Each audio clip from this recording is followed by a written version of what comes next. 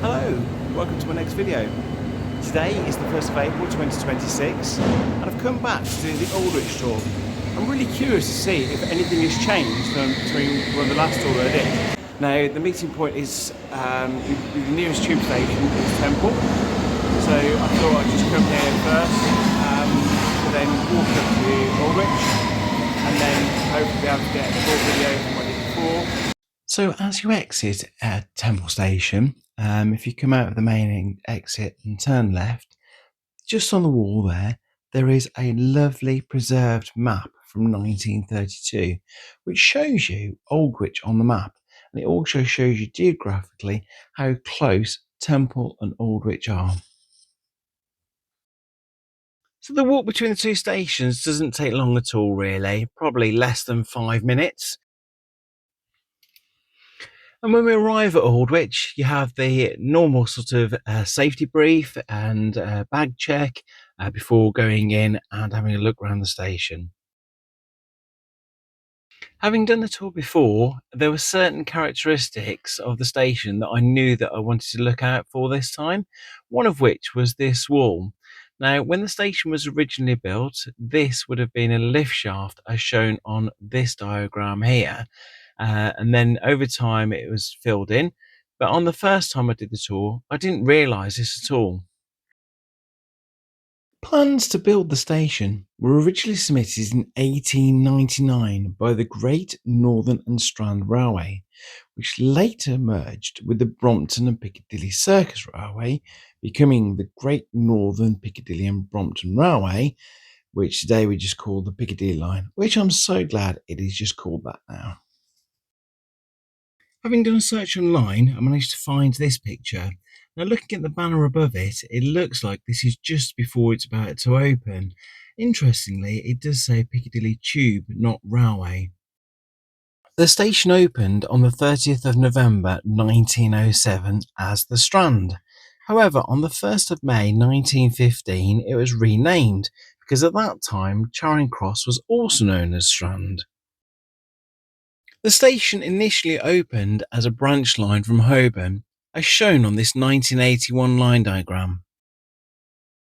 There was a plan for the line to run underneath the Thames to Waterloo.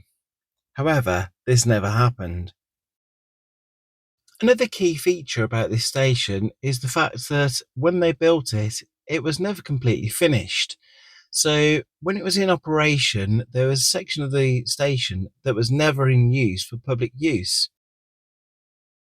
You can just about see part of the unfinished wall sticking out from behind this very closed door. Now this part of the station is not safe for the part of the tour, but you can see bits of it through the lift shafts. It's quite incredible really that at this station 3 lift shafts were dug, but only 1 lift shaft actually housed the lift. Now it actually had 2 lifts and they were trapezium shaped, and they ran sort of side by side to each other. This station had very low footfall from the start, and owing to the cost of repairing these lifts, that was the main reason why this station closed. The lifts were operated from outside of them, and they could be operated from either the top of the lift or the bottom of the lift. Another unusual feature about this station is the ticket office. Now, when it was built in 1907, this was the original booking office. However, with the low footfall, it then moved into the lift, where they could sell tickets directly in the lift. But then in 1989, this new one was built over the top of the empty lift shaft. In 1990, electronic gates were installed, and you can see witness marks of where they were just here. As we've already established that the lift does not work at this station, there's only one way to get from the booking hall to the platform, and that is downstairs, and then some more stairs. That staircase felt like it went on forever. Once at the bottom, there are corridors. One corridor goes straight down to one platform, and then the other one splits across and goes to another platform. Now, the station was built with two platforms. However, in 1917, this one closed. This diagram shows how the lines would have been when the station opened, and the dotted line is now where the disused tunnels are. Now, when this platform was closed off, it was actually blocked off and then used for storage by different museums during the war. So although some of the tracks were removed, some tracks still remain in place. And these ones here have got ceramic isolation blocks. And this is what makes this building a Grade 2 listed building. So moving across the other platform, there is more of a gap between the rails and the floor. This is called an anti-suicide pit. This platform is partially tiled. It became apparent quite early on that longer trains were not needed, so they only tiled past the platform. Speaking of tiles, you may have noticed that there's some tiles on some of the pictures that don't really belong to this station. So once the station had closed, they'd used it for trialling new things, including the Piccadilly tiles. Another thing trialled was glow-in-the-dark strips, so you could find your way out of the station if there was a power failure. Post-war, they had to remove all the artifacts back to their appropriate places. To do this, they had to install a steel lifting beam across the platform, and this eye on the wall so they could create a pulley system using boards to get the items up and over the bridge and back down onto the platform. This was done because it was decided that the lift would no longer be suitable.